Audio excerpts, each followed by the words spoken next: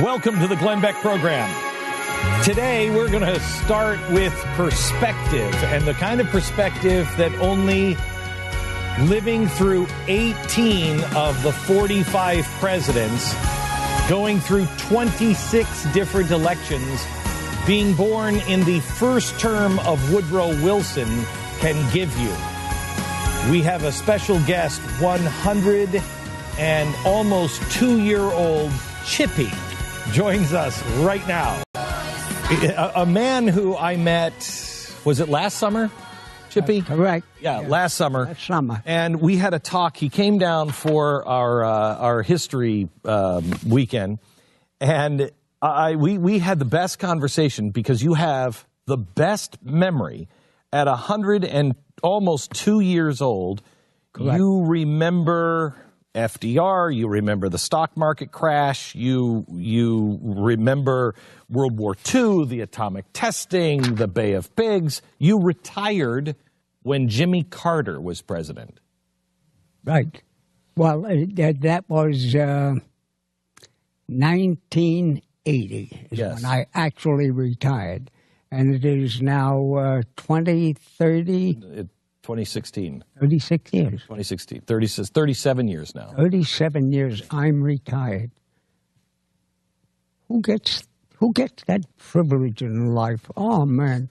I'm so thankful, really. So Chippy, you were born at the time of my least favorite president, Woodrow Wilson. I hate that guy. He was a progressive. Yes, he was. He started it, but he was not the one that put it through. It was Franklin Roosevelt that actually was able to. Take me up. Do you remember Calvin Coolidge? Probably not. Oh, I do. And there's a little story I tell about Calvin Coolidge. You can look it up. I researched it just last week, and my son-in-law, Harry, straightened out the story. As I remember, a little child of 8 years old, Calvin Coolidge was, first he was vice president, and then he became president when Harding, I believe, died. Mm-hmm. And his son was playing tennis, and he got an infection under the skin. He was 15 years old, and within a matter of 2 weeks, he died. And that was something that Calvin Coolidge, it really destroyed his presidency. He just went into recluse and he couldn't recover. That I remember. How old were you? 8 years of age. You were 8 years old. How old were you in 1929 when the stock market crashed? 14. So you're a teenager. Do you remember the build-up, the roaring 20s when everybody was spending and buying stocks? How I remember that. You see, my people were Italian, ethnics, migrated to the United States in 1910. I was born in 1915. And yes, I remember the crash. Is that it? Mm-hmm, mm-hmm. Did your parents, did they lose everything? Did they weather it? What happened? The day the Italian immigrants that came here were pretty much like the Mexicans. They had little conclaves where they gathered rented apartments and so forth, and they kind of more or less lived together. Mm-hmm. Okay? So that's the way life was with us. And did your family invest in the stock market? Yes. Those years, you see, the immigrants in the early 1900s were brought here primarily if they were productive. The difference between today, where they're crossing the border and they have nothing to offer other than go to some tomato field or lettuce field and pick vegetables and so forth. So that the years from 1910 to 1929, the Italian immigrants made their little nits of money. They all bought, as I remember, the the first Ford cars, which they called the Ziggy Ziggy, because that's what the four engine sounded like, a Ziggy Ziggy. But they all had a little Ford, okay? Made money, put money in the bank. Then there was the build-up of the market. That's what took place 4 or 5 years before 1929.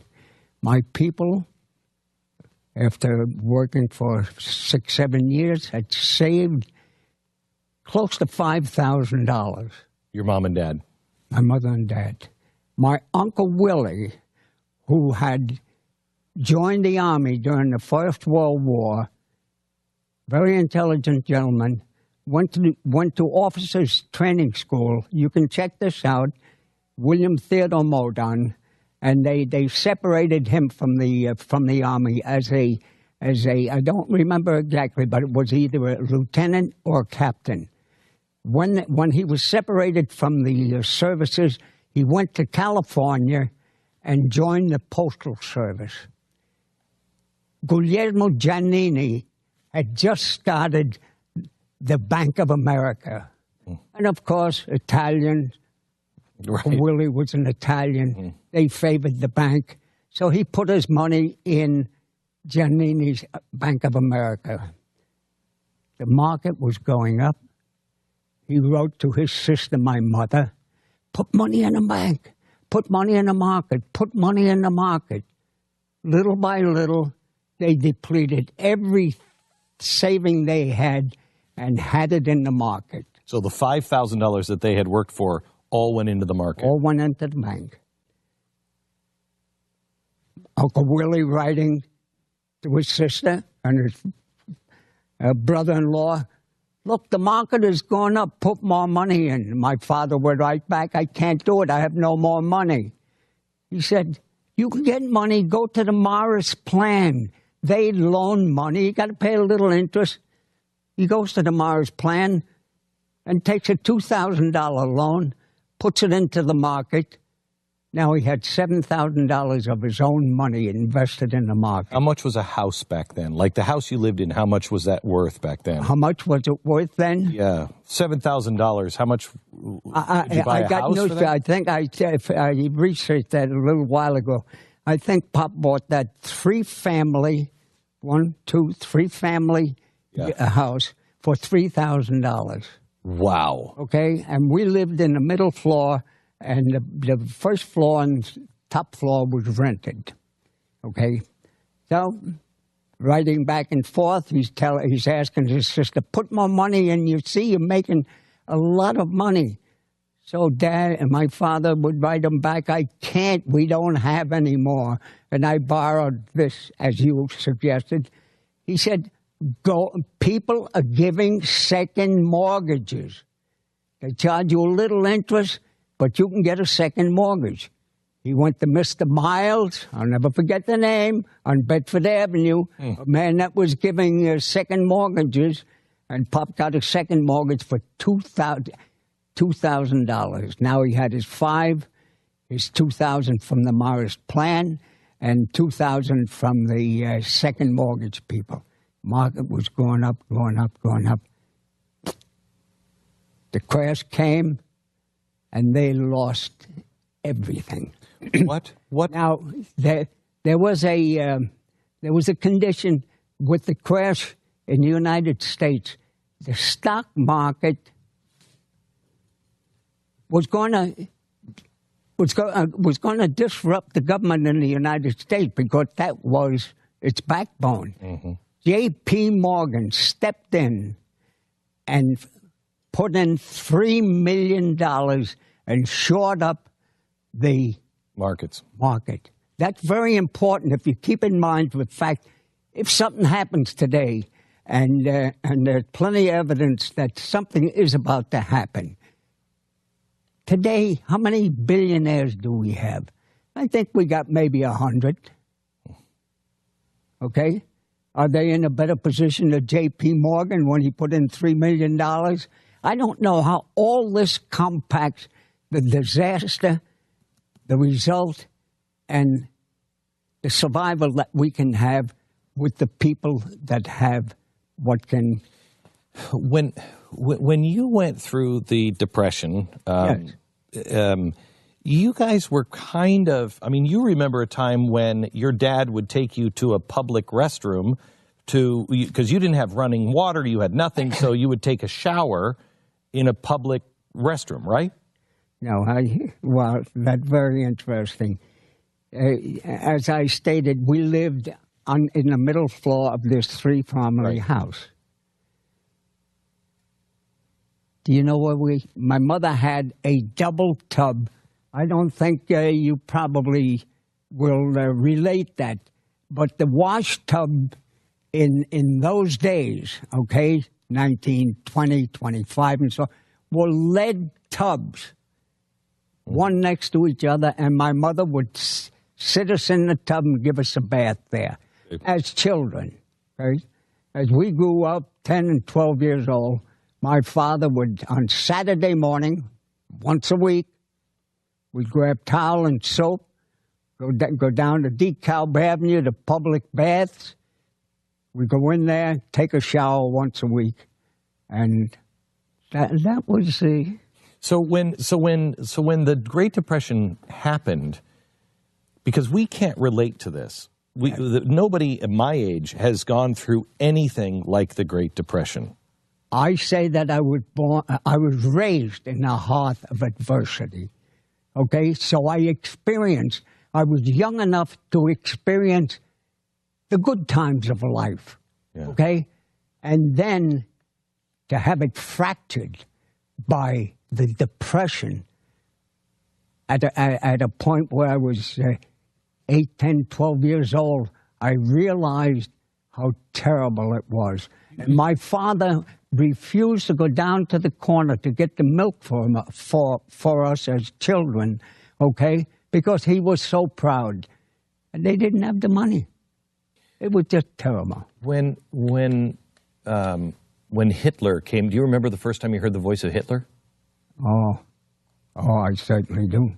And Mussolini? I remember the marches, and that was in 1929, 30, 31, 32. There was the build-up of the Nazi parliament. So when you heard that, and you started hearing what Hitler was doing by the end of the 30s, was there a sense, like now there's a sense of, wow, we're in really trouble and evil seems to be sweeping the world. Was there that sense that this is like the end of the world? This is so bad. This is the end of the world. Glenn, relating to that aspect of reasoning, it was a situation where the United States was fighting Germany because it took different steps. When Japan entered the war and we were trapped on two sides, it took a different point of logic, reasoning, fright. Right. What's going to happen to us? They're coming to us from both oceans. Keep that in mind. Back in just a second. I want to tell you about Simply Safe, our sponsor this half hour. Are you able to see that your home is safe while you're at work? And how about when you're on vacation? Simply Safe Home Security now has the new Simply Safe Security Camera. The camera connects to the sensors in your Simply Safe alarm system. If your system detects something, the camera records it. Someone comes home, you get a recording. Somebody opens the window, you get a recording. Somebody breaks in, you get a recording. It calls the police and shows the police who broke in. Pat, how much do you think you paid for your security system over all the years of paying $60 a month? How much do you think a security system that will monitor the doors and the windows and motion sensors, a standard package would cost that you've paid for? Hundreds. Thousands. I would think thousands. You're paying $60 a month for years and years and years. Yeah. $600 you can get their package for $600 now. There's a special going on, I think, for Black Friday next week. And I think they're even offering $200 off next week. I mean, it's unbelievable. And the monitoring is $14 a month. $99. Yeah, and then no contract. Go to simplysafebeck.com. Check it out for yourself on the website. This is the best deal to keep your family safe. It's simplysafebeck.com. I am so excited. Next hour, we have Ken Paxton on, the Attorney General from Texas. I saw him in the green room before we started the show. He is a changed man. Texas has about 20 lawsuits against the federal government going on, and he says, wait till I share with your audience, Glenn, how the world has changed overnight. Some really exciting stuff to talk to you about, especially with global warming coming up in just a second. We are with almost 102-year-old man. Chippy is a 101-year-old guy who has seen everything and has an astonishing clear memory of the last 100 years. And we spent some time together over the summer, and I thought, because he has such a grateful attitude, I thought we would bring him in and just talk about some of the things that he has witnessed firsthand to give us some perspective. You remember Pearl Harbor? Where you were in Pearl Harbor? I do. Did you fight in World War II? No. We were three brothers. I was the middle one. And I had a pretty low number to be drafted. However, I was married. They were drafted. I don't know if they figured the Sullivan Law where the five brothers were, okay? And I was married, and I went for a physical 3 times to be drafted during that period. And each time I beat them out, I had another child. By the third physical examination, I had 3 girls, Jeannie, Linda, and Mary Louise. I go down for my 3rd physical. They check me out. And, of course, at that time, victory in Europe had ended. And the only battle that the United States was involved was with Japan. Okay? I got the physical, and they're writing out my papers, and they said, Mr. Quaresima, what do you want, Army, Navy, or Marines? During the war with both of the nations, they didn't ask you. They put you where they wanted you. Mm-hmm. And he gave me the choice. I said, I'll take Navy. Bang, accepted. But that doesn't mean that you're going to be drafted. Right. Okay? And a couple of weeks later, I get a notice to report for duty to be drafted. Okay? We're sitting there. I was separated from my company that I was working with. They gave me a party. They gave me $75. Hands on their shoulders. I'll be okay, Chip. Don't worry about it, and so forth. I have 3 daughters, and I get the notice to report for duty. We're sitting there that Sunday eating ice cream and cake, my mother, my sister, and father, and so forth. And President Roosevelt breaks in and makes the statement that all married men are not to be drafted from this point on. But my records were already in to be drafted, okay? I dropped my cake and ice cream, and I ran to Church Avenue and Flatbush Avenue, where I was supposed to report for duty, okay? Out of breath, and the lady behind the counter said, take it easy. I said, did you hear what the president said? And she said, yes, I did. I said, I'm over 30 years old. I have 3. Mr. Quaresima, you go home. Don't worry about it.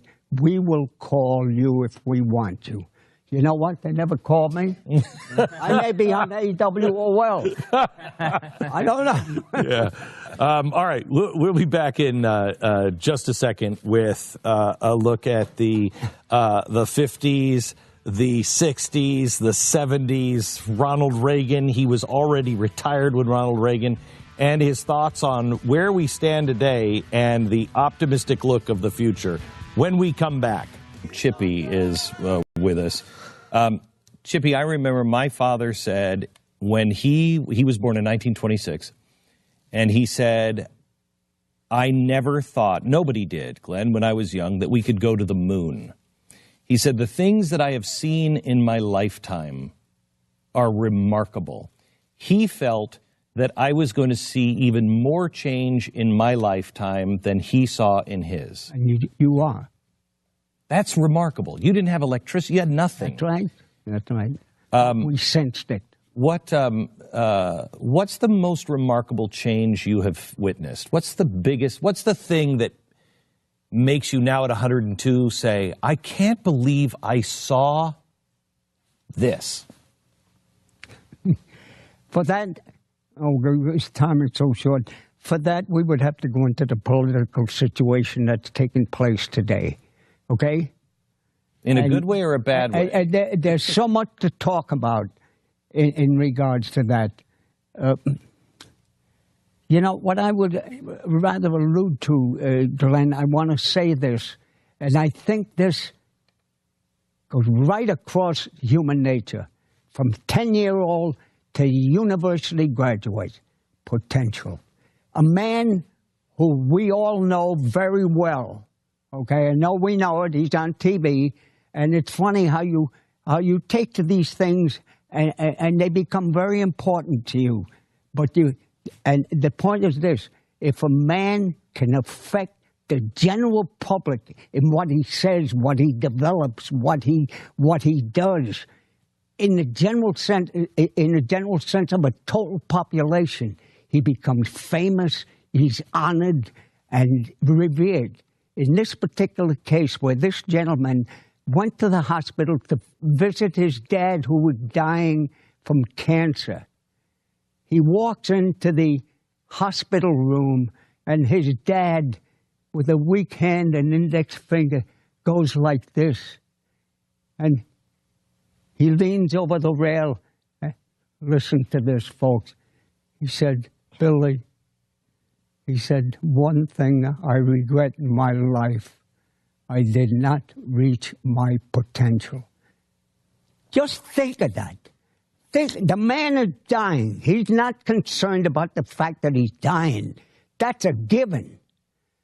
He still has the logic and reasoning while he's leaving his life on this earth to know that he could have done better and did not reach his potential. So is that the what? People try to embellish that in your mind, tell your 10-year-old children, the high school graduate, the college, the university, the one thing that should be embellished in your mind is the potential of what you can do. So is that the what if? Do you have any what ifs? Oh, what if? Yeah. Yes, very quickly. This is very important with the general population, especially the young people today. I know of a half a dozen terrible situations that are happening where a young man and a young woman are going to get married. Within 2 or 3 weeks before their wedding, he pulls the money out. He doesn't want to get married no more. She bought a dress, and she doesn't know what to do. They're not going to get married. I had that very situation happen to me, and this is a if. Mary was a registered nurse in Kings County Hospital, and she used to play tennis with Dr. Theodore Remuson, a brain surgeon in Kings County Hospital in 1936 and 37. That's when I met Mary, and that's when we got married, okay? After 2 years, I was I didn't know what the hell I wanted to do. Mary said she proposed to me for 2 years because we were in love and I didn't know what to do. My father was Catholic, my mother evangelical. She was Catholic. She said, please, your mother and dad are always fighting. Please become a Catholic. I took the tenets and everything. I read them. I became Catholic. I say this because to show you the force and the purpose of what I had in this proposal of marriage that I made finally, okay? And a week or two, we were preparing to look for an apartment, the what if. The what if. We were preparing to find an apartment, to go out and buy sheets and furniture and stuff of that nature. This was a given between Mary and I. I came home from work. I drove home from work one Friday afternoon, and I'm thinking, boy, Mary and I are going to get together tomorrow, Saturday. We're going to go to Fortune North downtown. We're going to buy the furniture, the sheets. We'll maybe look for an apartment. Okay, that's how committed we were. Okay, Friday, I go to meet Mary to tell her tomorrow we're going shopping. And she said, Chip, she said, I'm playing tennis with Dr. Rasmussen tomorrow. He's picking me up at 12 o'clock. Call it vanity. Call it, I was jealous. Call it what you want. I had an argument with Mary, okay? She said he was going to pick her up at noontime. What if? I went home and I had the most miserable night of my life. Making a decision. If she didn't have the values that I had at a point in time where we were going to get married, I was ready to cut it off. Exactly with what is going on today with hundreds of couples. It could have happened to me.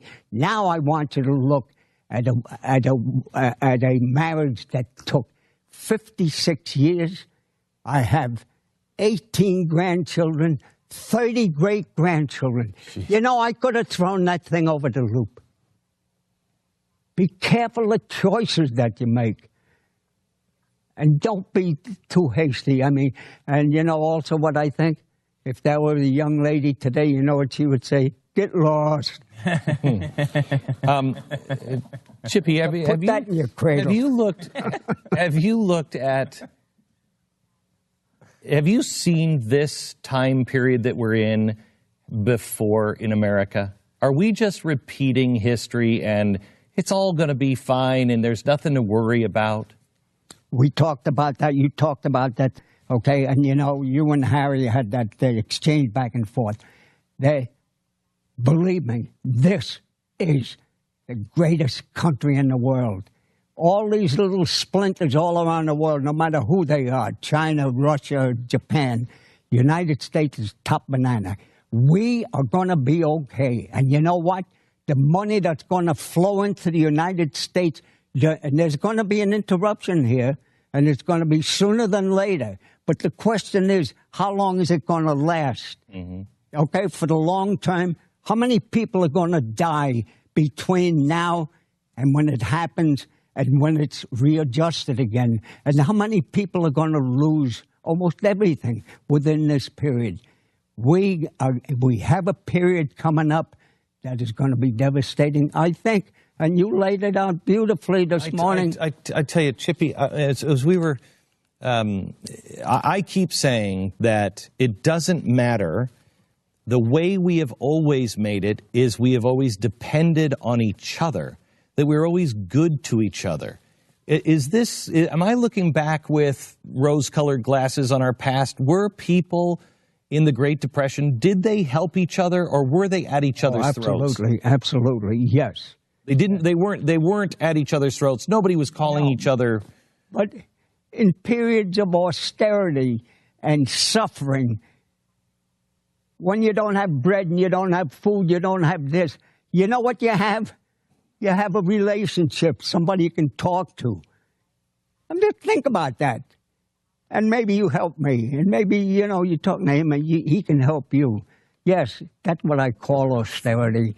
And I say that the colleges and universities should make austerity an austerity subject that should be studied, especially today, where everybody thinks, it's okay, I'm going to graduate, I'm going to be CEO. Doesn't work that way. What would be your advice to people who are my advice? 20 years old and just starting out in the work world? Yeah, because when you say these young people today, that's pretty much everybody. We're talking to Chippy, who's 101, almost 102 years old, seen everything and remembers it all. I see what's going on in the colleges. And you know, when something, regardless what it is, needs change, right? It takes time. Now, you see, we're having a transition in our government with the presidential election. Obama's going to be out, and Donald Trump is going to be in. You know what? He has an army of people researching for 4,500 jobs in the government that are going to be wiped out, cleaned up from the Obama situation to come and follow a policy, hopefully, that's going to be a good policy to follow. Okay? In schooling, in the university, it doesn't work that way. They're still entrenched, whoever they are. Yeah. You can't go in there and say, well, now look, we did it in the government, let's clear out education. Doesn't work that way. Who is the president? Oh, you take the time factors. Who is the president that you were most surprised at, that you thought this guy's not going to be any good, but was great? You know, you may not like this. Oh, boy. Richard Nixon was one of my favorites, and I'll tell you why. He exposed, President Roosevelt went to Yalta and met with Stalin. And sitting next to Stalin was Alger Hiss. Yes. And Alger Hiss, you know, and I understand how these things work. We were related with Russia and so forth, but we weren't really allies, okay? Alger Hiss was spilling our secrets or whatever our procedures were. He was a flat-out communist spy. I mean, Richard Nixon nailed him. There was the McCarthy situation that came into play. They nailed him. He went to jail. Alger Hiss went to jail for 18 months, I believe. Yeah, I think a little longer than that. Longer than that. And he was involved with Whittaker Chambers. Yes. The papers of Whittaker Chambers, a book that wide, and the papers in the pumpkins that they hid. Oh, and the way Alger Hiss was pinpointed by his papers that were typed because of his typewriter. Yeah. They found the typewriter and they relayed, what stories? Chippy, it is always good to see you. When is your birthday? May 24th. Every year. 2017. Don't send me. Did you ever think? Did you ever think you would make it past 2000? I remember thinking 2000 was crazy. When I was 40, 45, people were living to 65, 68, maybe. Yeah. Okay? And at that age, I was saying to myself, good grief, if I can live another 30 years to 70, I had that implanted in my mind, I would be happy. I made 70, 80, 90. Well, we'll see you when you're 110. I'm working on it. It is good to see you. God bless you. Yes. All right. Thank you very much. I want to thank all of you. When we come back, we have the Secretary of State here or the Attorney General here in Texas, and he is absolutely fantastic with some great news for you. First, let me tell you our sponsor, Casper. As we get older, our sleep patterns change. Insomnia, restless sleep, less hours of sleep become the norm. If you have an uncomfortable mattress, especially one that traps the heat, it makes these problems worse. You can get a great night's sleep with a Casper mattress. Casper mattress. Try it out for your own self in your home for 100 nights. It was invented with 2 high-tech foams that guarantee that you sleep comfortable and cool with all the support you need. Time magazine said it's one of the best inventions of 2015. Your Casper mattress ships for free. Try one in your home for 100 nights risk-free. If you don't love it, they're going to pick it up and refund everything. Go to Casper.com, use the promo code Beck, get $50 off the purchase of your mattress. Terms and conditions do apply. It's Casper.com. Offer code Beck, get $50 off. Casper.com. He tires out quickly, but when he goes, he's quite honestly amazing. By the way, it is Pat's birthday. It is Pat's birthday. It is not. It is Sunday. It is not my birthday. It is. It is. So I had to get Pat something special. You got me the pants. I did not get you the pants. Come on. I'll be disappointed if it's not the pants. I did not get you the pants. It's a shirt then. It's some wacky, weird. That'd be the pants, right? No, the ugly. Okay, so here's the thing. Pat and I have a tradition where we give each other the same pair of pants since the 1980s and the same. And I added a shirt a few years ago. But it's not Pat, my birthday, though, till Sunday. I know, but Pat did not give me a birthday present. Yes, I did. No, you did not. I knew it. There's the shirt. The shirt that goes Well, that's new. That's Nice. that's the first 5. That's been about world 5 class years. right there. But it goes with these. Oh, but it goes with these. Yeah, it goes with these pants. Nice. Still, I noticed you have not taken the tag off of them. I mean, I've been neither giving have them you. to you since the 1980s. Neither of you, I've noticed. And, I had to break into your office to get those pants. So when I you- was hurt. when you wear them, you just wear them with the tag. I wrote the tag in. Yeah. Like Okay. You too, Pat? Huh? You do that too, Yeah, actually. I do Okay, it too. okay. Yeah, And believe it or not, if you look at those, they're like size, I don't know, 32. They used to fit us. Those days are long gone. It is the day before the holidays begin officially, at least for us at the studios, as we get ready for Thanksgiving. I walk into the green room today, getting ready for the show, and who is there but the Attorney General of the state of Texas, Ken Paxton, who he has sunshine and lollipops and Christmas trees in his eyes. He's so happy. And he says the whole world has changed. Now, the last time I saw him, he was up to his eyeballs in, I think, 20 different lawsuits against the federal government. We're going to check in and see how maybe this election has changed things right now. Attorney General of the great state of Texas, Ken Paxton, a guy who last I saw, I think we were in 20 different lawsuits against the federal government, were we not? Well, the state of Texas has over 40, probably around 45. I've sued them about 15 times in about a year and 8 months. So it's hard to almost keep track of how many exactly on a given day we have, but it's a lot. Wait, can I? And I don't know. Feel free not to answer this. Either way, either way. But was there ever any serious talk at higher levels? I'm not saying your level or the governor's level, but at higher levels, did you ever hear any serious talk about there may come a day where we do need to secede? So, it's interesting. You hear Californians talking about that. Right. now. Oregon, too. Certainly, when I was out campaigning for Attorney General, there was a secessionist movement. There were people that... Well, but that's Texas. It's always, there's always Texans who are like, what are we part of this union for? You're right about that. Right. No, I mean, the Governor Perry made mention of it one time and got a lot of coverage for it. But, I don't, beyond that, not much serious. We were trying to get our gold back at one point. Did we ever get that back?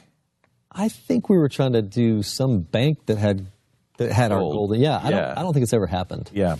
What a surprise there. Okay, so tell us the good news, because you promised me good news. So the good news is, I mean, we were literally on the verge of losing our constitutional form of government, I believe.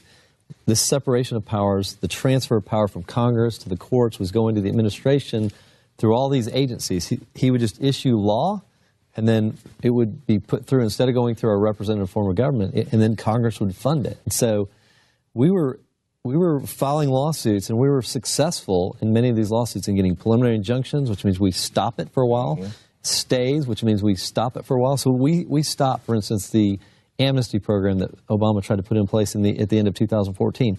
It was his worst legal defeat in 8 years, because it slowed everything down. It stopped him from implementing. But the truth was, some of those were really Hail Marys with no receiver out in the coverage. Because if we had lost this election and Hillary had appointed another liberal judge, I'm not convinced that we would have lost many of our freedoms, and also this separation of powers and all of these cases where we're trying to control this overreach by the federal government and an out-of-control executive. I think we had a chance of losing. Tell me, how do we, because I haven't heard anybody talk about this. Right now, the left, George Soros has, called together a convention of the Democrats and the lefties, and basically has said, how do we stop them from making and reversing all the things that we've done? And how do we get back into power? Let's just say Donald Trump is a great president and has 8 years. How do we stop this back and forth? Because then what they'll do is then they'll come in and they'll reverse everything that you've done. So, yeah, I agree. How do we do that's this? A great question. So one, Trump has to immediately rescind all these executive actions. That's the first thing. He said he would do that on day one. And that gets rid of our Title IX issue, or with the transgender bathroom issue. That gets rid of the illegal immigration issue that Obama put through. But there's still all these rules that are in place through all these agencies. They have to go back and undo those, or at least not defend the lawsuits they're in. And then Congress, this is all going to come back to Congress. They need to pass laws that box in these agencies so that if we end up back with another Democratic president and more liberal courts, they're at least boxed in by the language of the statutes. The law needs to be that the agency can work within it, but if you're doing a regulation, the regulation has to come from Congress. Absolutely. Yeah, so we had, in 2014, 3,200 pages of laws passed by Congress. Do you have any idea what the administrative agencies passed?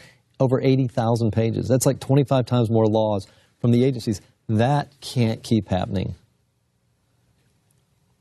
Did you see the stimulus package when it came out? Did you see the actual printed stimulus? I actually did not. Okay, I did.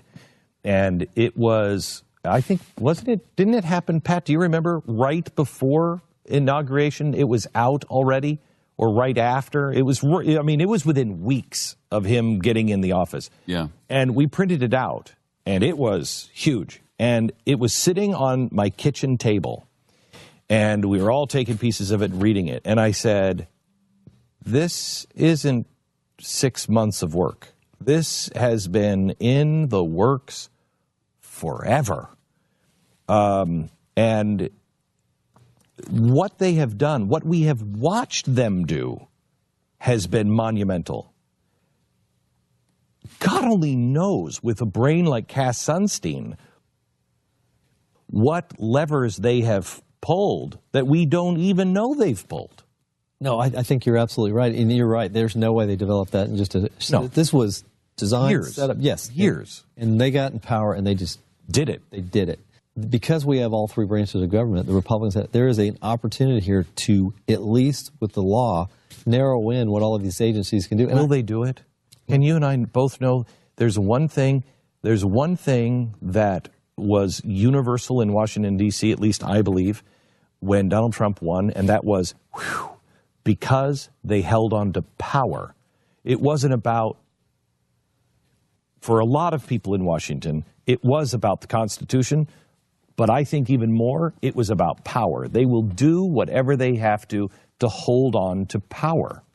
Yeah, and I just had a meeting of all the Republican AGs in Texas. I hosted an event, and that was our focus. We are going to continue. We've been suing the federal government in groups, in mass. Some of these lawsuits have been 27 states, 25 states, 21 states. We just had one this week that we argued on overtime, where they made up these new overtime rules that are massively going to affect business, and we had 21 states in that. But our message to Congress is, please, for the future of the country, go in and rein in these agencies, because they are basically taking over the legislative branch of government, and for all effective purposes, even the courts, because the courts were giving them deference. They weren't even reviewing what these agencies were doing as much as they reviewed what Congress did. So we were fundamentally losing the most important part of our Constitution, which was this idea of separation of powers, because ultimately the founders, as you know, did not trust power in the hands of too few people, and if they let that go and they don't fix it now, we will get it. We were that close to losing it. And that's what I think we need to prevent. So what happens to all of the lawsuits now? Do they have to? Can they just be dropped? It depends. So the ones that were done by, so it's so interesting that Obama did a lot of them by executive order, which is very easy to do because he didn't have to use Congress at all. Yeah. Those are the easiest ones to get rid of, because now Trump can go back and undo them the same way. So hopefully those just go away. The ones that were put through by agencies through the Administrative Procedures Act, where they actually passed final rules, went through a comment period and all that, the agency is going to have to come back and undo that, or the Trump administration could stop defending those lawsuits. I mean, just say, we're not defending them anymore, and we'll win. So, and then the third is like Obamacare. We have our own Obamacare lawsuit because in this process, they created new taxes for all the states, which is not in statute. It's costing Texas $120 million a year, so it's costing every state millions of dollars. Not in any statute. We're going to have to go back and have Congress undo statutory changes like that. But there are only very few statutory changes made. It was all mostly done through agencies. When they say we're going to repeal and replace, I've hated that from the beginning, because I want the free market to replace. But Donald Trump is, and so are the GOP, they're still doing, they want the 26 years old and you're still a kid, and you can't turn away somebody for pre-existing conditions. So the government is still going to be involved in there. But it's my understanding that they can't just shut it all down now. Well, it's in and it's never really going away. Well, I hope that's not true. I think they can, over time, shut it down. It's obviously not something they're going to shut down in one day, but they need to pass provisions that wean people off of what we have and go to what you're talking about, which is we need to break down barriers across state lines so that we can have competition. We need to do tort reform like we've done in Texas, which has driven down medical costs in Texas because we don't have these outlandish lawsuits. And we need to have a complete free market reform because there is no perfect system. But by far the best one we have is free market, not the government. If you were on the other side, what would you be doing right now? If I was on the If you were on the progressive side, I don't even want to say Democrat. If you were on the progressive, let's destroy the Constitution and have this an administrative state, what would you be doing? Do I have to tell them that? What should we be watching for? You know, I would say that the key is watching to see if they slow Congress down from making some of these. Congress doesn't have to do a whole lot to fix this. They can literally just put bounds around what was happening because fundamentally Congress was losing all authority. Do you hear anybody in Washington writing that, talking about that, knowing that, that's spearheading that? I don't know anybody specifically, but they are certainly going to hear from many of the attorney generals from across the country because that is what we've been fighting for 8 years. Okay. I have one important question I must ask. Sure. It's not this one. Okay. This is definitely coming. I want to go to my fancy phone right now, and I want to go to my FanDuel app, and I want to enter my FanDuel contest.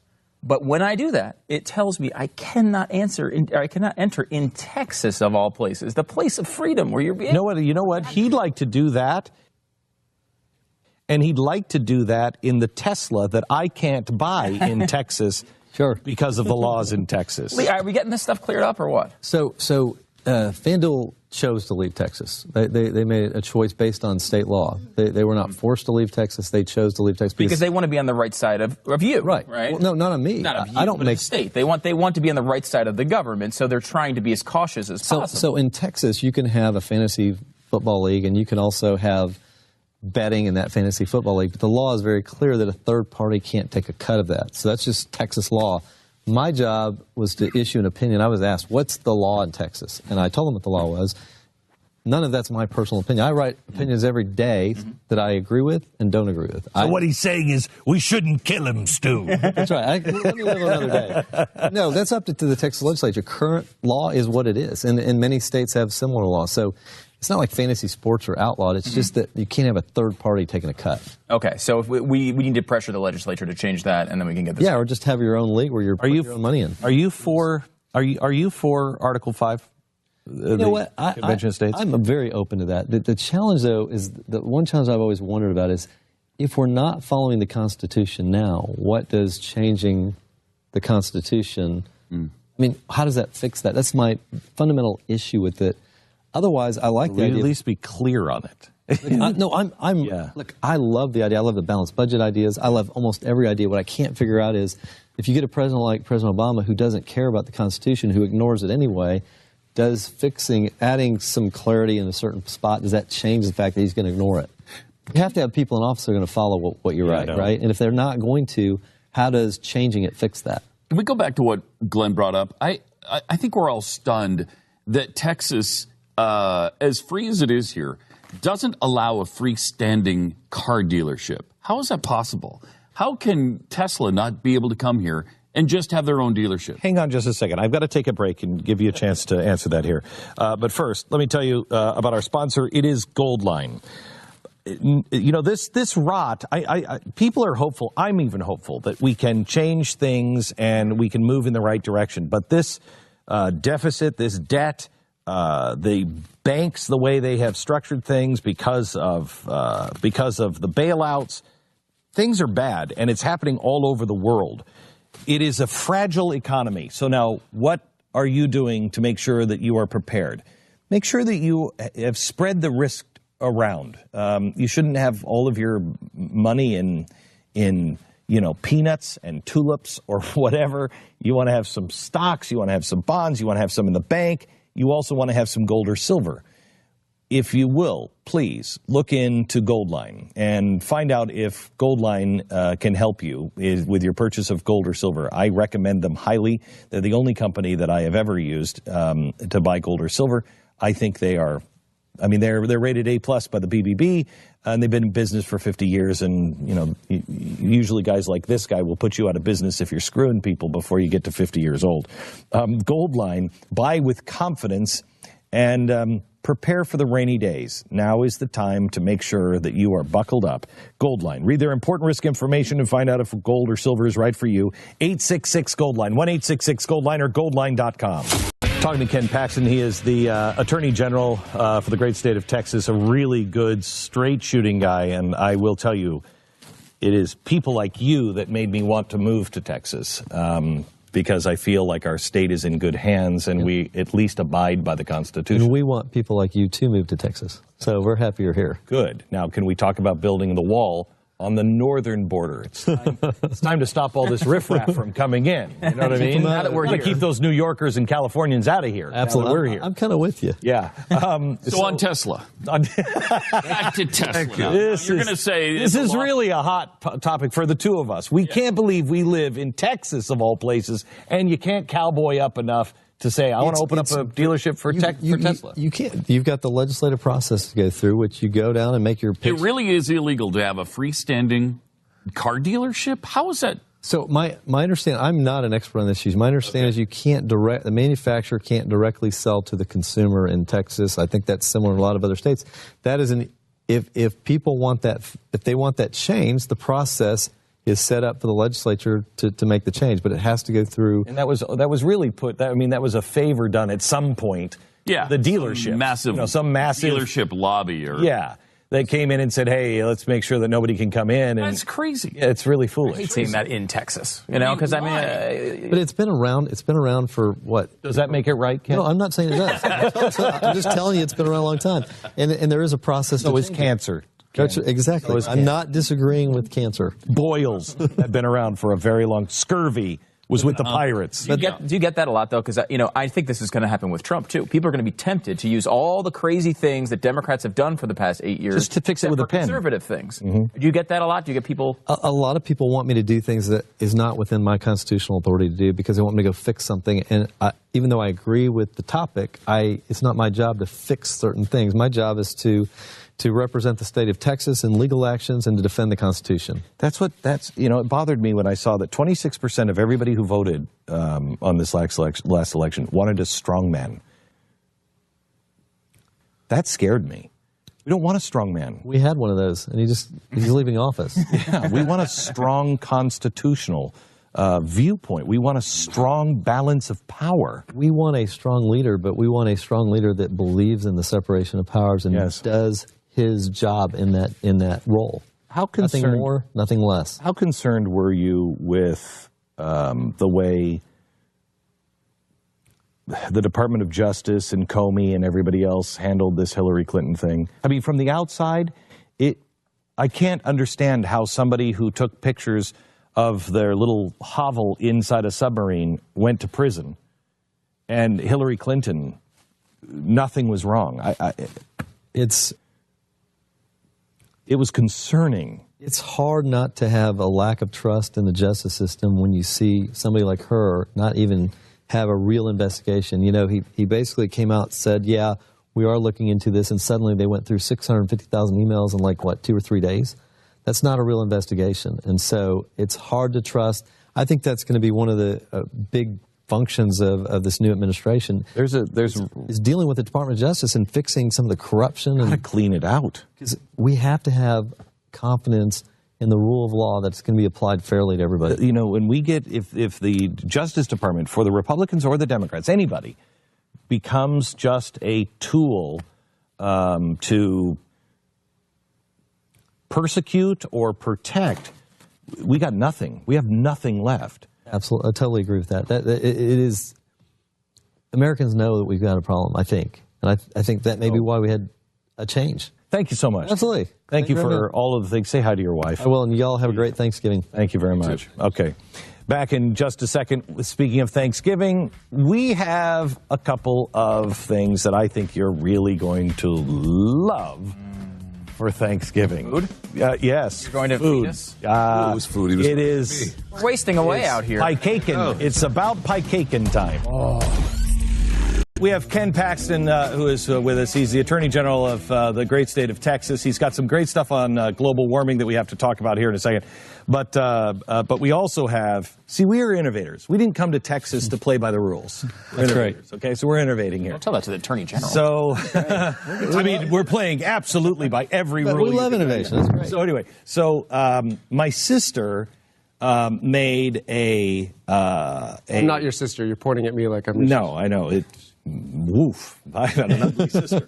My sister made a pie-caken, which is you bake a pie, and then when you're finished, then you take a cake pan, you fill it half with the batter of the cake, then you take the pie and turn it over, and just plop it in there, and then you cover it with the rest of the cake batter. So when you cut it, it's a chocolate cake with a slice of pie in it. So can you buy this? No. That would be a real Texan selling it. Yeah, right. We're just thinking here. We're innovating. This was still in R&D. We'd have to actually deep fry it to sell it in Texas. That's true. Good point. Okay, so what did you make? Well, Matthew? I got a little bit different inspiration when I was at the bakery today. I was Wait, whoa. I know. I'm an innovator. We haven't even. Wait. No. You can't innovate before we even try the innovation. original. You want to know the reason? Because you hate cherry. And that was the only pie I could get, was cherry pie. And so I said... Sounds to me like you didn't go, what are we living in one... We have one store. Well, we have one in store in Texas? What do we live in? You want to hear what I stuffed it with instead? Hold on. If we've learned one thing from the gay marriage bakery story, is that there's other bakeries you can go to. That's right. Thank you. Exactly right. Okay, so anyway, you were lazy. You only went to one store, and then what did you do? And guess what I saw? Jelly-filled donuts. Ooh. That's not as good as pie. What? Not as good as pie. It's pretty good, That's though. pretty amazing. Why is that as good as pie? What is that, a donut? Hey, well, see you guys later if you don't want this. Donut No, cake? stay. Yeah, okay. I mean, what are you calling it? I don't know. Well... No, don't get. Well, the two options. wait. Oh no, you can give them. Go ahead. Give There's them the dough cake dough cake. or the cake nut. And cake I don't nut- think the second one works. Not at all. No, I don't want a cake. So the dough cake, I think we go with. All right. Yeah, okay. Gel cake. The gel cake. So you maybe move to the gel cake? Okay. The gel cake. Okay, so and I was excited for the pie. Me too. Crust in the pie. And you set it all up. You Right. explained it all, Yeah, and I know. then it's not there. Can we sue him? Would we have a case? We'll discuss. Yeah, he didn't. We'll discuss. I mean, the promise versus performance here. You can pout all you This is want, a but consumer fraud, I the think. deal was exactly. Consumer fraud. I'm sorry, Attorney General. Say that again, I please. think this might be a consumer fraud. Whoa, Trade whoa! I would hate You to can get- think. I would be hoping this is pretty good geldome cake. treble damages for that, by the way. Treble damages. Yeah, what? Lots. Like how much? Triple damages. Yeah, because of the Deceptions. yes. Wow, we got to have him on the show more. I guess this better be This is good. working out well. Better For be us. good. You better believe this better be good. Okay, that looks pretty good. Look at But it's still look at that. it's still steaming. That looks pretty good. Okay, so what kind of filling is in That's the donut? not the point. There's some know. jelly. There's some know. custard. Oh my You God. really care? Custard. No, I really don't. I really don't. But okay, so tell us about the global warming good news. Okay, so, we had a case where the AG from the Virgin Islands came in and was after Exxon with a criminal subpoena to get all their records on climate change for 40 years. Texas intervened in that case. Within 2 months, he withdrew and left the state. That was the first thing. Second, there's a second suit by the Attorney General from New York and Massachusetts against Exxon. We filed an amicus brief with 20 other states saying this is a violation of their free speech rights on climate change. So today, my understanding is that the federal judge said we need to have those two AGs, those two attorney generals, be deposed in the state of Texas on this very issue. So we're making good progress. We're making them come here. Yes, they're coming to Texas. Is that usual to have an attorney general, two attorney generals come to another state to be deposed? I've never heard of it before. Obviously it could have happened in the past, but this is it's interesting. Let's just I would give this to the attorney general here. He's the He man. said you could sue me. Yeah, they better make sure that it's good. Thank you. Oh my gosh, the jelly is just leaking up the side. That looks pretty good. See, the thing on this is what the. no. I mean, Don't what talk the- trash. Oh man, I'm calling my attorney any minute. He didn't give me. You have better luck if you called your Yeah, wife. he didn't give She'd me more trouble. He didn't even give you. There's no forks with They're it. next to you, buddy. Oh wow, We're awesome. Is there a lemon donut in there? They're all different. They're little surprises. What? Oh, I don't like surprises. Surprise donuts? How much? You want me to open up the donut Either. before I buy it? No. Crazy. Usually they're categorized by flavor, no? Weren't, surprisingly. It's a terrible bakery I went to. apparently. Apparently. I mean, it's good cake, but Good. it's good cake. But I mean, Christmas will do the pie. Oh, yeah. Christmas. What are you will do- talking about? Oh my gosh. It's fantastic. It's good. So it's like Yeah, pumpkin custard inside. yes, it's great. Yeah. Oh, wow. I like it. Okay. I like it. It's good. I just hit the Really donut. good. I just hit the because donuts and cakes are not shaped the same. Right. Yes, that's a good point. Thank you. That's a really good So analysis. you don't get a little piece of donut in every bite. That is delicious once you hit the donut. Oh, yeah. Not the point, Glenn. And second, we need some ice cream. Okay, so we figured out if we deep freeze with dry ice, the ice cream, right? Okay. We might be able to cook it in. Really? You got to fry it, right? Yeah. You can fry it, but can you cook it in? If it's deep, if it's frozen with dry ice, So deep, you're trying to get An the ice pie, the ice cream, and the and the cake. Look, if it's all baked in, then you don't feel like a pig. You go to the table for dessert at Christmas or Thanksgiving, and you have a piece of pie and a piece of cake and some ice cream. You feel like a pig. Yeah. But if it's all baked into one beautiful That is wedge, just one bite. One bite of one. I'm just having one. I'm just having one. I don't need. One dessert. I'm good. Oh, yeah. It's like Very good. Halloween candy from yesterday, yeah? Yeah, it's good. That's good. Yeah. Yeah, that's delicious. I feel sorry for your viewers. Hey, so was there anything special that you have to do? Or you just drop No, donuts? well, what's funny is that Dana shared it yesterday. This was like going viral, the pie cakins. Really? Yeah, and so there was all sorts of, like carrot cake with pumpkin pie in it, and like all these. Yeah. So you This wasn't just used the pie kicking on another show. Is that why you couldn't bring it out here? Now that is good. That's a good argument. But I for the should have, attorney because side. Dana is. What? Yeah. Is What? Is what? The one that doesn't pay you? Yeah. Yeah, I might be looking for another job. Oh, yeah. Mm-hmm. So I just ate a donut and a piece of cake?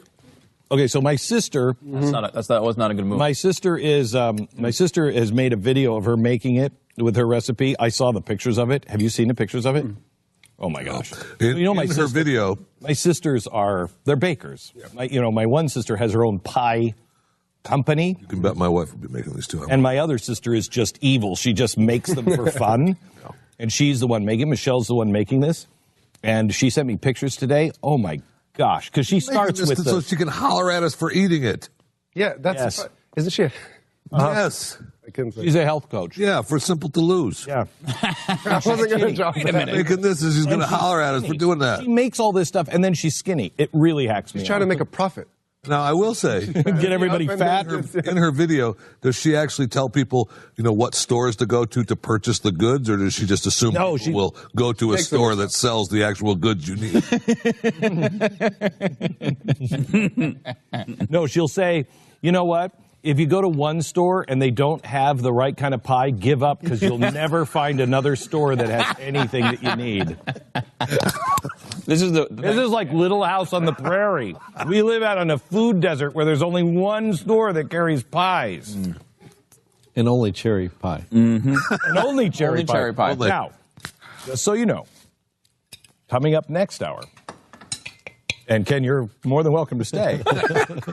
Coming up next hour, a little invention that I worked on last year that is delicious. Now, Matthew says there's a possibility he can make this even better. Oh, boy. Do you think It he can involves do it? pork, so usually you add that to anything. Okay, that makes so it. what it is, I've always liked the Thanksgiving meal for breakfast the next morning. Okay, I go and have the whole meal again for breakfast.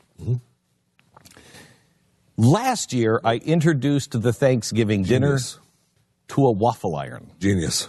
Yes, Genius. genius. And so now I have the Thanksgiving meal as waffles, and it is delicious. Genius. So he says he can make it souped up. So he's been making Thanksgiving meal all day today. So we're going to have that as waffles. And we did not get into this shape by fooling around. Okay? I will say, and I won't speak for Ken here, but the rest of us are all fatties. And you notice the one person who's not eating it is Matthew, who's the only person who's actually in shape. So there's a reason. We've worked hard at this, okay, to look like this. Right. He's constantly, can I tell you something? We're dedicated to our job. Yeah. He's like, oh, I can only look for one pie because I got to go to the gym. No, man. No. Get your priorities right. We work hard at this. A gym that sells pies. There you go. That's a great idea. It's a great idea. I might even go to that gym. Right, because you can eat the pie, and then you can say, "I'll work out after I eat the pie," and then you'll feel too fat, and then you're just I gotta sleep this one off. I'm gonna come back tomorrow. That certainly changes the demographics of that clientele. You only need like one treadmill. That's it, just this one treadmill. No one ever really gets. There's a long line for it. I couldn't go. And you know what's on the treadmill? Pies. They just keep coming down, going to the next person. All right. Delicious. I bet you didn't think you were doing that today. Nope. You were talking about issues. And great surprise. Was that just all box cake and stuff? Yeah. What kind of box cake was that? That was really good. Eddie Crocker. Yeah. Oh, sorry. Is there other box cakes? Yes, there are, but if you'd gone to another store, you would have seen them. You know what I like? I like a company that hires a chef that goes to one store and buys a box cake. What the hell? What do we hire you for? We can get somebody else that can make a box cake. Did you at least start from scratch with the turkey? Did you actually start with just the corn and the feed? Yes. It's the egg and the corn and the feed and what? Lando Lakes turkey. Lando Lakes turkey. And now this. The company you keep defines who you are. You're questioning yourself right now, Ken, aren't you? You're saying, good heavens, I hope that's not true. When you hire somebody, it determines how your company is going to run, what your company is going to put out at the end, what kind of atmosphere that you have for your customer and for your coworkers. To find the right job candidate, especially if you are a small businessman like I am, I don't have time to post at 100 different job sites and try to find the right person is really, really hard. I mean, that's why you're hiring someone. I'm out of time. ZipRecruiter can help post 100+ job sites with one single click, including Twitter and Facebook and everything else.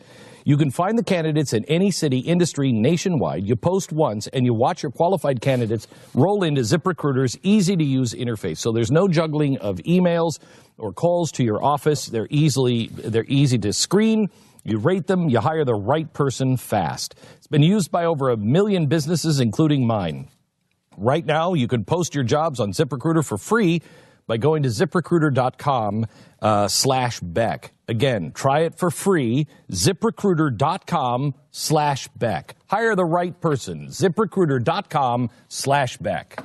He said, I think I'll stay. I just want to see the waffle. Yeah, me too. I just want to see it. The end of my fork. So we're gonna make that next. Did you guys see it last year when I made it on Facebook? No, I don't think I did. No.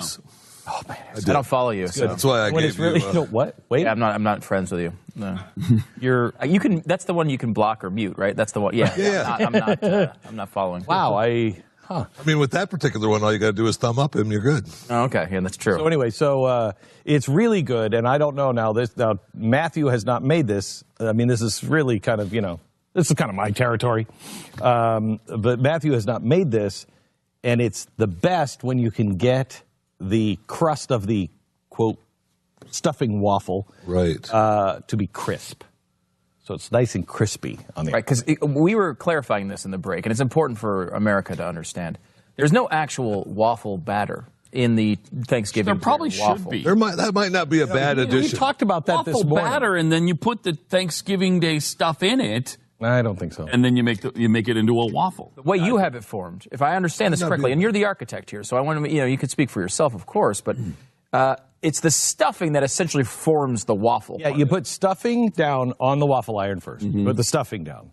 and then you put, I put usually either sweet potatoes or the mashed potatoes because I make killer mashed potatoes. Yes, you do. So you put the mashed potatoes down. Then you put like your turkey and maybe some cranberry sauce or whatever. Then you go for the sweet potato layer. Then you go for the last layer of stuffing, and you lock that baby in until it becomes nice and crispy. So there's a lot of restaurants that do waffles and chicken and waffles. Yeah. You do Thanksgiving and waffles. Right? Mm-hmm. We don't need the chicken. We got the turkey in the waffle. So It's just about efficiency. I mean, this is how we innovate in this country, move the economy forward. How much time would you save if everything you ate was just a giant waffle? When all the food just was inside of a waffle. This is like just going to McDonald's and taking a quarter pounder and putting it in a waffle iron. It's and just calling it a Big Mac waffle. What? Well, there's some weird excuse you have with yourself the day after Thanksgiving that you can pretty much do anything without shame. It is turkey next waffle week. Is that, right? Next week, but not really. As I'm getting a little older, and maybe it's because of the way my wife is looking at me, like, you're not really going to put all of that on your plate, are you? It used to be shame-free. It used to be a couple days of shame-free, but now Oh, my gosh. Now there's a little shame coming into it. This is you with shame? This is me with shame. Wow! Yeah, you should have met me before I had shame. Oh, my gosh. It was ugly. It was ugly. And I'm still a little bit on the ugly side. So we go to the Thanksgiving waffle. In this amazing movie studio in Dallas, Texas, for me, is a whole bunch of yummy food. We're going to take Thanksgiving and make it into a waffle. But I will tell you, there's also a scandal brewing that I just found out about our Attorney General here at the great state of Texas, who's with us. And gentlemen, may I just ask for your verdict, is he a man we can trust? Look at how little cake he ate. Oh, wow. Chocolate cake with donuts baked inside of it, and he barely touched it. So, no, I ate plenty. I was just waiting for the first course that we missed. All right. No. You lost your man card, at least on this show. You'll get to... We're gonna show you this by doing that. Yeah. Okay. But you want all this. You could come home to your wife every night like we do and have her look at you and go, wow. Wow. Wow. We begin right now. So now, the waffle idea is great, but what if, now just stay with me for a second. Hang on, your plate already. What if you take some mashed potatoes? Yes. A little gravy. Pour them on the mashed potatoes. So delicate. Haven't we been here take before? some turkey. We've been here before. You've seen this movie. You take some turkey, About 5 put it minutes on there, ago. and maybe a little stuffing. You're just putting it on your plate. You're just putting it on your plate. This is And you just put it on your plate. Eat before the rest And of you us. take it over to your seat, and you eat it. That's a genius idea. Well, what happens after you've done that like the third time, Pat? You generally... I don't know what you mean. You generally I'm not just... sure what you're even saying. You generally just sit in your chair, undo your pants a bit, and then sleep. That's what you do. That's what you do. So night-night, Pat. Night-night. Okay, so this is something that I worked on last year. And have you played with this at all, Matthew, to see? I haven't yet. Okay, so... I watched your Facebook post you did last year. Okay, did I actually make it? Yeah. Yeah, I mean, I made it on the video? Yes, yeah. Okay. So help me out because I haven't done it in a year. Spray. Yeah, but I did. I started with the The stuffing for sure. stuffing for sure, right? It's Okay. the closest thing to bread we got. Okay, so you put the stuffing on. Top and bottom, right? Why don't you? Yep. I'm going to help here, Matthew. So here, you do it. So far, it doesn't look good. No. It No, it does doesn't. not look good. I'm leaning toward Pat's dish. Oh, this is really good. Then what did I put on next, Matthew? Mashed potatoes. Now, these are not my mashed potatoes. My mashed potatoes, if you eat them north of the Mason-Dixon line in the winter, and you walk outside after eating my mashed potatoes, you could congeal. Mm-hmm. It's if I remember them right, they were like 70%. What is this? It's all cheese. Mashed potatoes.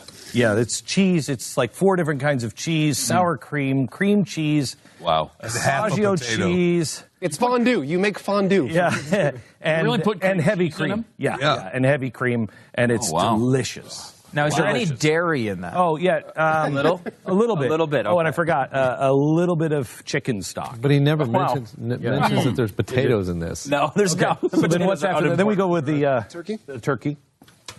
Now we could try turkey. I noticed you tried ham in here. You want to make one ham and one turkey? Yeah, why not? All right, so we'll put some turkey in here. This is an unbelievable idea. This really is. Now, it gets good when everything is. You know a guy came up with this. Yes. Oh yeah. Okay, then I think we go with sweet potatoes. Yes. Oh wait. We need to put some Cranberry? cranberry on there. No, the cranberry sauce. And that's the cranberry sauce from the can. That's the way which you is the gotta do it. superior. Oh yeah. I mean, you know, What are the other choices? they have hey, this is fancy. Like we went to college cranberry sauce. I don't want anything to do with that. Well, I don't think we can We made this ourselves. more than one thing of each item. I mean, we have to go to different stores for that. That's true. That's true. I Yeah. don't get that joke, Jeffy. I don't. Okay, it's still being built. Now we've added the sweet potatoes. Potatoes. Now, see, sweet potatoes also tend to be riddled with sugar, and so no diabetic can even get within 100 yards of my house on Thanksgiving. No. And so, and then you close it. Oh my gosh. Does it close? Yeah, well, it's, Kind of. Does it Some lock down accents. at all? I don't know. There's no way that's locking down. It's like you're trying to put 4 months of That clothes is on a not gonna tiny lock down. suitcase. Yeah, that's not going to. That's how I feel on an airplane. That's pretty good. All right. So, any idea? Because it's best when it's crispy. You got a long time to hold that thing down there. There's a lot of stuff going on in there. Do you normally stuff it that much, Glenn? No, all of his stuff is a little like my mashed potatoes are smoother because Okay. they're mainly Yeah. cheese, and Your mashed cheese, is that what you're talking about? and the sweet potatoes are more smooth because they're mainly sugar. Sugar. Okay. So tend to cook healthier. So yeah, he's like, oh, let's not die of a heart attack this afternoon. All right. So what? So you remained married after doing this at your house? My wife actually reveled in it. Really? Yeah. Eats it? Yeah, oh yeah, she ate it. we had to go out and buy a And waffle she's iron. not as big as me. Where did the idea come from? I mean, how did you come I up have with it? absolutely no idea. But it is your idea. I don't know. If you were prosecuting a case, and That would and this concern was- me. Yeah. That answer would concern I me. don't know. It might have been my daughter's, so he might have. I don't know. I have no idea. I know that every year You've seen it online somewhere? I might have seen it online, or my daughters may have seen it online. I'm not sure. I just know last year somehow the waffle iron became involved. It's odd because most talk radio shows don't have a Thanksgiving special that they air. But We don't really either. We're Especially just- not a week before Thanksgiving. no, typically no. Basically, we are going on vacation today, and so this isn't really much of a special as it is. We're hungry. We're screwing off. Yeah. We've gone through News? What 18 months of an election. Yeah. And we've got a new president coming in a few months. We've got a couple weeks here where we can relax a little bit. It's okay to. All we want to do is eat 18,000 calories of waffles. That's all we're asking. Is that so much That's fat? It's not that big of a deal. I mean, if you can have 3,600 calories to start your day, that's going to be a good day. It saves time, right? You don't have to eat any other meals the rest of the day. What? There you go. Well, until lunch. Well, until the next meal. Okay. What the hell is he Right. talking about? Quarter of a. Okay. What are you speaking Mandarin Chinese over here? This is From the guy who didn't eat his cake. Thank you. How's it looking in there? Do you recall how long this took you last time? Nope, I have no memory of it. Interesting. You do go into kind of a blackout period. After. Is that because we use gravy as syrup? Yeah. Now, I wouldn't be opposed to trying real syrup. If you made it with be- with actual waffle batter. Wow. You'd need I syrup. think waffle batter might Yeah. be. I know, but then you'd need syrup, though. You can't have waffle batter without syrup.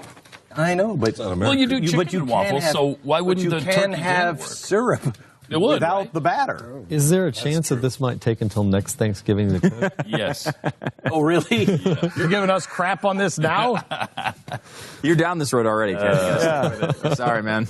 Holy cow. Should we at least play the Reagan speech that we were promising? Sure. About, if we're talking about Thanksgiving, and we're just going to sit here and obsess about Really good one. It's starting to look good. Yeah. I don't know that any modern day president could pull this one off. I mean, not the way Reagan did. Sure. He was really one of a kind. You know, the Statue of Liberty and this wonderful holiday called Thanksgiving go together naturally because although as Americans we have many things for which to be thankful, none is more important than our liberty. Liberty, that quality of government, that brightness of mind and spirit for which the Pilgrim Fathers braved the seas and Americans through 2 centuries have laid down their lives. Today, while religion is suppressed in perhaps 1/3 of the world, we Americans are free to worship the Almighty as we choose. While entire nations must endure the yoke of tyranny, we are free to speak our minds, to enjoy an unfettered and vigorous press, and to make government abide by the limits we deem just. While millions live behind walls, we remain free to travel throughout the land, to share this precious day with those we love most deeply, the members of our families. My fellow Americans, let us keep this Thanksgiving Day sacred. Let us thank God for the bounty and goodness of our nation. And as a measure of our gratitude, let us rededicate ourselves to the preservation of this, the land of the free, and the home of the brave. I don't know. Can you imagine Trump making that speech? No. I really can't. Or Obama. Or Obama. I mean, Or Obama. It's just that's a. Or Clinton. Could you imagine Clinton doing that? You mean Hillary? No. No, I mean Bill. Or Bill. Either Bill, one. I mean, I could have accepted a little bit more from Bill than... Bill wasn't a bad speaker, though. I mean, he could pull it off. I just don't think he'd throw in the God part. Yeah, he would have. Oh, yeah. It was popular I don't know back about then. that. But I mean, here's the thing. As you sit around the Thanksgiving table, one of the things you can give thanks for is you will not be hearing any Thanksgiving presidential speeches from Hillary Clinton. Right. In your entire life. Isn't that amazing? It will never occur. And how amazing is this? Here's a woman who's been in our life for 30 years. She's done. I mean, we have no threat of Hillary Clinton ever being in office ever again at any level. It's stunning, and especially to her. Yeah, no kidding. We were talking today or yesterday on Pat and Stu about how Hillary is prepared for this for 30 years. Her whole life. She absolutely believed that if not in 2008, then certainly now she was going to be the president. I'm of the United telling States. you, the morning, remember when we got the call from an insider? They knew they were not going to win. Trump knew he was not going to win. At 4 o'clock or so in the afternoon, they started going, wait a minute, things might be. We can do this. They didn't believe it until Pennsylvania and North Carolina turned. That's when they looked at each other, and Trump for the first time said, holy cow, I might win. Well, even for us on election night, when it was Wisconsin was in play, I think that's when it dawned on all of us, this guy's going to win. Yeah. And he is going to win. There's a report that Hillary, the people on the Hillary plane actually popped corks on champagne mid-afternoon. Ooh. That hurts. Oopsies. Well, we know she didn't have a concession speech. Yeah, I know. Yeah, she didn't even. I mean, There was no concession speech. They did not think believe of that. Did you think that was? I thought that was pretty nasty. I thought it was just that she was stuck. She didn't plan on losing. Yeah. So she was there and had nothing to say. I don't think she was ready to lose. Wow. I mean, To me, it speaks volumes. Did you see how expensive that stage was that she made? I did. I mean, that cost them a fortune, shaped like America, lighting up and everything else. And I saw that and I thought, and then side by side with Donald Trump, who was practically on an Apple box. And I'm thinking, boy, they're saving money because they don't think they're going to win. And as it turned out, it was exactly the opposite. she wanted her Roman columns moment. Yes, she did. Yeah, Obama did. And she did. She spent That's money right. there. That was the Roman columns. That was the acceptance speech, wasn't it? No, that Collins one was a little earlier, but it was in Denver, huge stadium event, and she wanted that moment for herself, and she should have been spending that money in Michigan. Is what she should have been doing, Or showing up in Wisconsin. or showing up once in Wisconsin. Yes. All right, now this, Simply Safe. Packing up the car, heading out to see relatives for the holidays. While you're there, will you be able to see if your home is safe? Simply Safe is introducing a brand new security camera. The camera connects to the sensors in your Simply Safe alarm system. If the system detects something, the camera records it. Somebody comes home, you get a recording. Someone tries to open a window, you get a recording. The police are called by the system and will play this back to the police so they can see who the culprit is.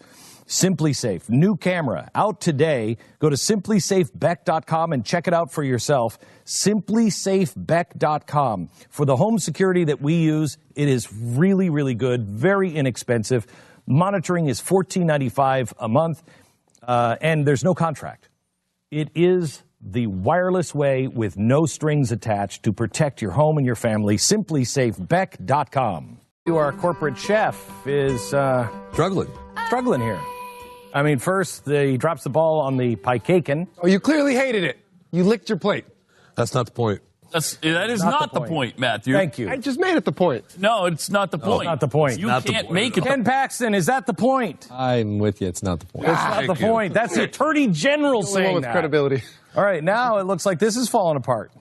Yeah. Wow. This might work in another state, but not in Texas. No, I didn't. You didn't say how long I had. This takes 3 to 4 hours. I think it's flaming hot now. You piled about 6 inches Yeah, of food I think in there's there. way and too it much. Might have been too much for the waffle iron to make. Because it's it all not looking good. one This thing. waffle iron wasn't made in America, probably. That's why. It's a Cuisinart. All right, so let's pull it out. Let's pull it out. Let's pull it out. See, it's not even Yeah, getting crispy. maybe it did come together because it looked like it lifted up there. Ooh. This might work. Ooh. I think it's going to be good with a fork and a knife, but that's no waffle. That's just a nice heated gelatinous mess. I'm telling you. Last year, I could pull it out. Was it actual waffle-like? Yeah, well, I mean, parts of it would look like this, but you could actually pull it out. You could pull it out in pieces. I mean, the basic thing you're accomplishing here is mashing a bunch of food together as you cook it. Yeah, this and is that not you've working, accomplished, Matthew. but it's not a waffle. It's not working? With the batter, maybe? No, just do it right. I think thinner layers. Yeah, I think Thinner that's layers okay. is what we're looking for. Well, just scoop it out. We got to at least scoop Can you it. We try it can't again? waste the food. Can you try it again? Yeah, we tried I it. think if you have like a serving See, of whatever you're look, going to get on part your of it's plate coming and out. then See? put that in the waffle It iron. is. Part of it is picking right up. See, right there. Right there. See? Look at that. Oh, yeah. Maybe it just needs more time. Should we just keep the rest of maybe. it closed? This is an interesting way to do a talk show. It is. Yeah, no, this is It is. it's disappointing, Matthew. Disappointing. Maybe next year? Next year, next week. Chef? I just hope Trump's presidency goes better than that waffle.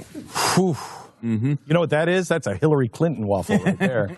Disaster. A disaster. Not America. Stuff oozing out of its whatever. You were talking about its nose, right? Right? Of course I was talking about its nose. Talking about the cranberry sauce coming out of its side there of the waffle iron. That's what I was talking Nose. about. Is there any part of you guys that feels a little bad for Hillary? No. Because that she, Yes. There is. and A little bit. I feel guilty about feeling bad. Yes. right. First of all, she deserves all of this. She deserves this loss more than probably any politician in history. Yep. Absolutely. Hang on, on hang a on. Let me- human level. Wait. Let me just say this. I want to reinforce that. Everything that she got on election night, she deserved. Yeah. Yes. And more. Yes. That is 30 years of plotting and planning and lying, Corruption. and stealing and corruption, Right. and I'm glad that America, the press won't admit this, and the left won't admit this, but she reaped what she sowed, and I'm proud that America did not buy into that. Yeah, and the Comey thing came late, and that's tough for any campaign to handle. But Joe Biden doesn't lose 6 points off of his polls if he's leading by 8 going into that moment, because there's not that background of hardcore corruption over 30, 40 years. Yes. And the fact that was just so, people believed it.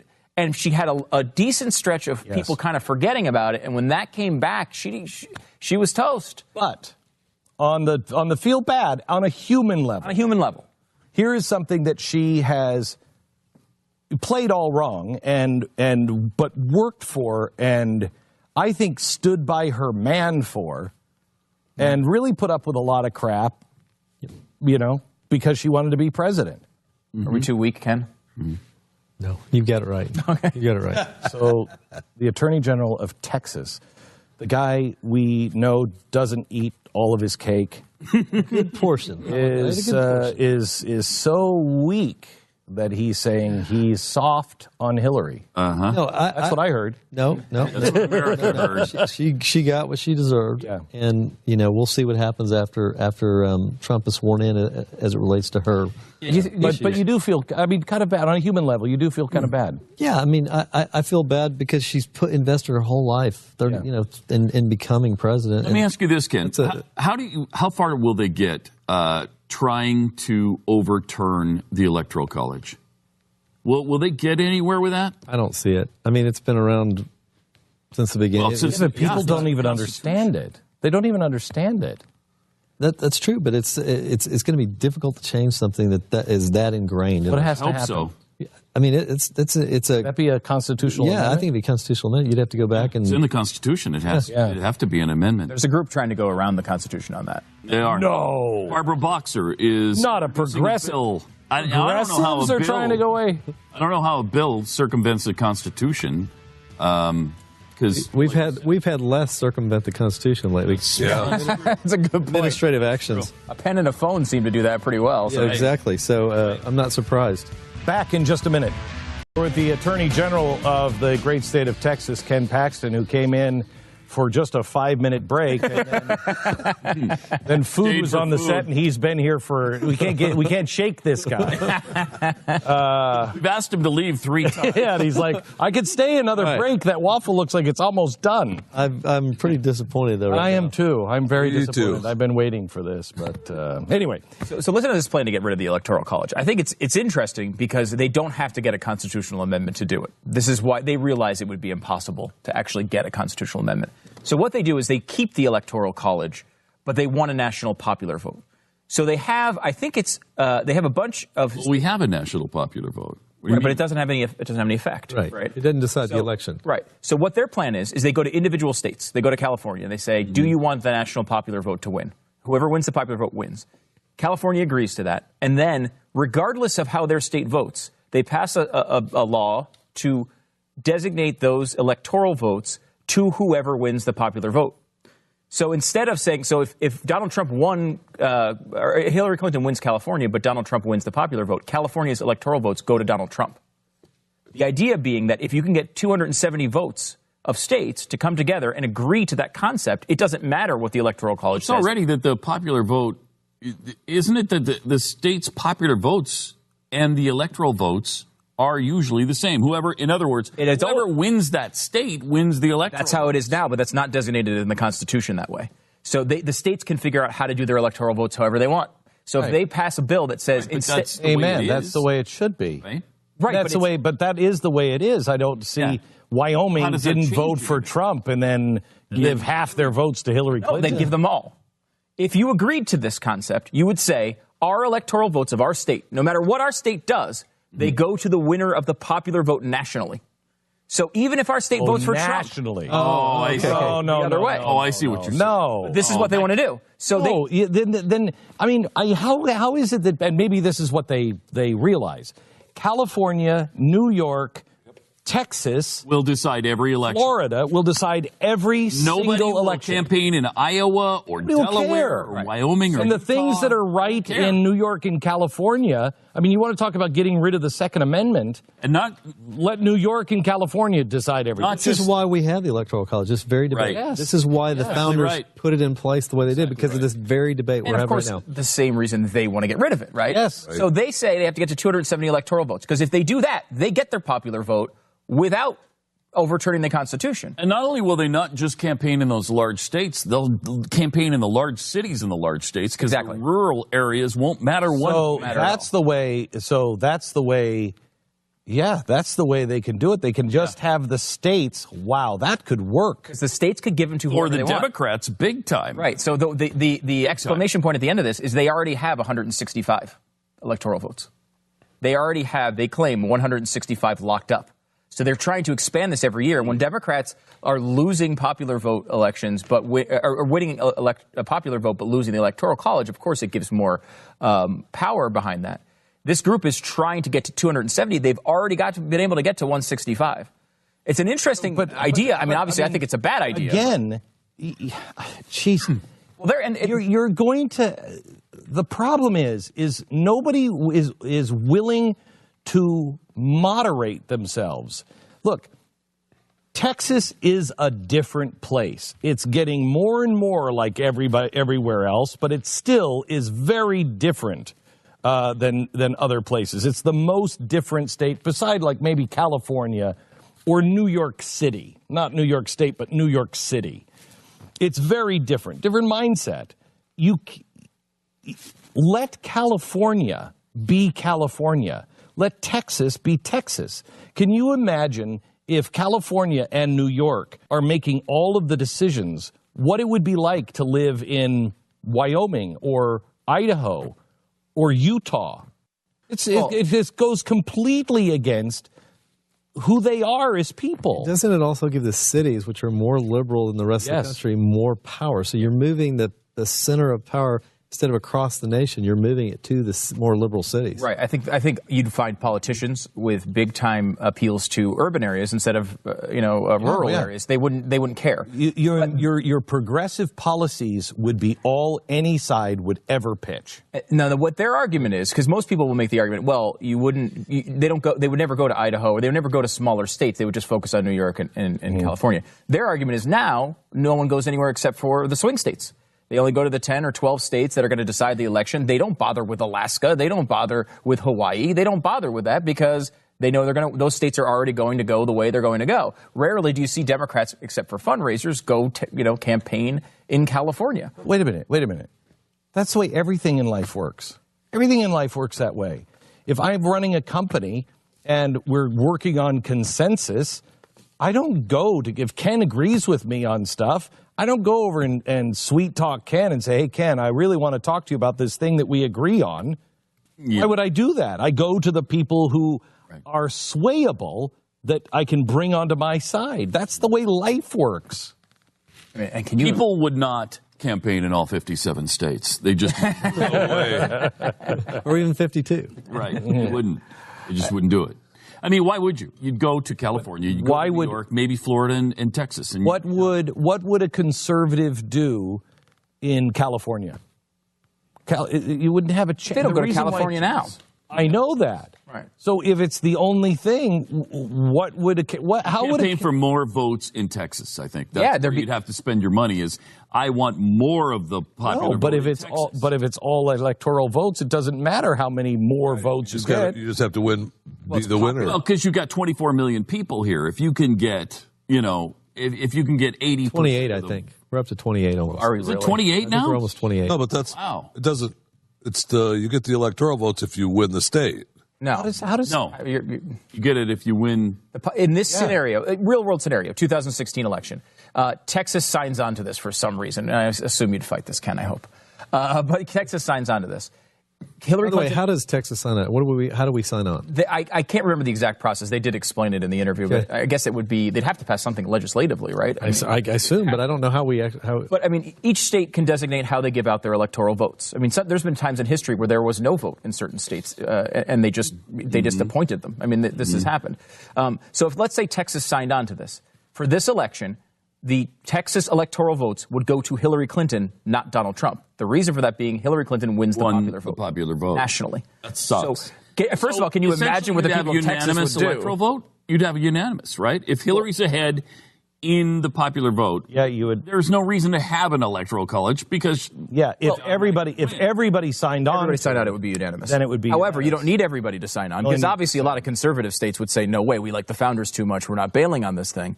But if you got 270 electoral votes, it wouldn't matter what they're not going to get this. I mean, the look Republican. At this. We are sabotaging the Constitution and our system in every single possible way. And they're not right. And they're not trying to change it the right way. They're just by hook or by crook. They only need 270. Don't worry about it. Mm-hmm. So they'll only do it for 270, which bastardizes the entire system, undermines it. you can't, at some point, the center doesn't hold. Yeah.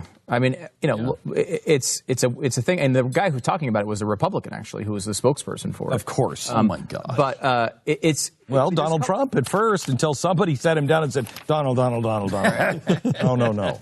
This is the fourth time in history that someone has won the popular vote. And two of them have been in the last 16 years. Last 5 elections. So they're obviously they're coming after the Electoral College. They're going to.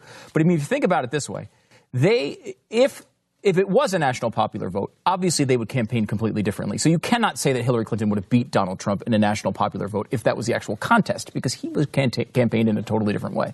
But the second part of that is you have a situation where they lost. This is the second election out of 5 where they've won the popular vote and lost the Electoral College. And the margin here is actually smaller than the 2004 Kerry Bush election. Because the Electoral College was a wider split, but the total votes in the 3 states that turned it, Pennsylvania, Wisconsin, and Michigan, was like 110,000. If 110,000 votes flipped, Donald Trump is not the president through the Electoral College. That's how close this thing was. And thank God for the Electoral College that we didn't feel like it was that close. It felt like Donald Trump blew Hillary Clinton out. And while there were protests and stuff, there wasn't a gigantic pushback. I think if you would have had a situation like Florida, or maybe even like Kerry Bush with one state, Ohio, being 150,000 votes, I think so, you might have seen a total breakdown of major cities. I agree. And we didn't get that, with the exception of some stuff in Portland. I mean, it got bad for a couple nights, but it wasn't that bad. It's Portland. Thankfully, well, yeah, it's Portland. It's Portland. But it's also possible that they change the rules, we'd figure out how to win in those rules as well. Totally. Right? Yeah, I'm not saying we should change it, but... Right. Mm-hmm. It's a BS argument. Every Democrat is saying, well, she won the popular vote. Well, he didn't campaign to win the popular vote. Right. It was based on the rules as they were. Right. She's going to win this by probably 1.5 to 2 million votes when this thing is all which is done. A lot. But she won California by over 3 million votes. So the rest of the country, he won the popular vote. Now, that's not how the popular vote works, of course. I mean, California's part of it. But see, that is, how bad that would be. That's why the framers wanted it. Yep. They knew the big states would gobble up the little states, and the little states would have nothing to say. Here's another problem with it. If California has really loose voting rights issues, and they're very loose with how they allow people to vote, you could have one state sway the election by allowing people to vote that shouldn't vote. That could never happen, Ken. Stop. Just telling you, it could really have an impact on how elections are done. You're not one of these people who think we should have a driver's license when we go vote, are you? It's shocking. Oh my gosh. Oh my gosh. Suppression. Oh my gosh. Oh man. Matter of fact, I've appealed that to the U.S. Supreme Court. So we're going to have that debate now, hopefully, with a conservative judge in the place of Anthony. Do you know that 80% of blacks are okay with voter ID? Yeah. And like 75% of liberals. I can tell you when we passed voter ID in the state of Texas, a majority of Democrats were okay with it, a majority of Hispanics, and a majority of African Americans were in favor of a photo ID. It is the weirdest. I mean, the Democrats are in the way out vast majority there. Minority. I mean, and they keep harping on it like they're winning the argument. And it seems like they are because they have the press behind them, magnifying that message when really nobody agrees on 80% of anything in this country. So, I mean, we are so much in step with the American people. When I went to the Fifth Circuit, we went to the Fifth Circuit to argue our Texas voter ID case. I had to show a photo ID to fly, to rent a car, for the hotel, and actually to get into the courtroom to argue about photo ID. It's true. That's a pretty good argument right there. Into the courtroom to argue about photo ID. That's why people are okay with it. I mean, we have to show our ID for minorities have IDs. Limited have IDs. Yeah, and it's not that big of a deal. No. It's just not that big of a deal. That's the highest hurdle that you have to jump. When you see what Martin Luther King was going through and the people in the South back then, that's different. Yeah. That's not photo ID. If they're doing a poll quiz or something, that's a whole different thing. And now this. China, a currency manipulator.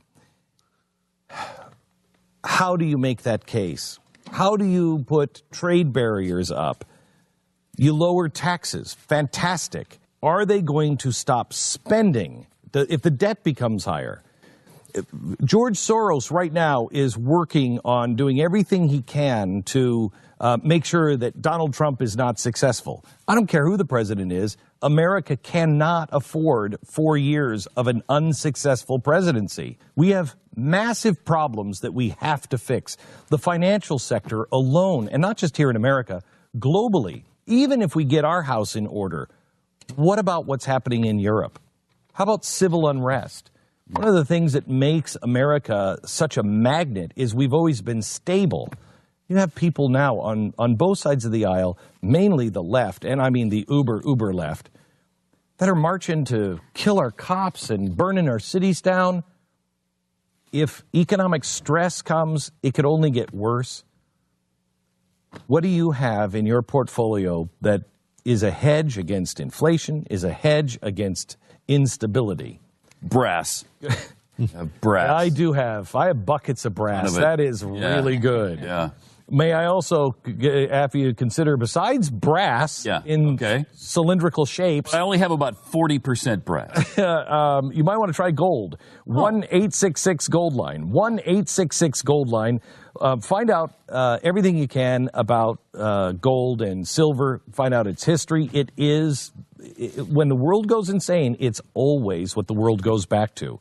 866-465-3546. Read their important risk information and find out if buying gold or silver is right for you at goldline.com. 1-866-GOLD-LINE. Because we overstuffed it, it took a little too long to make.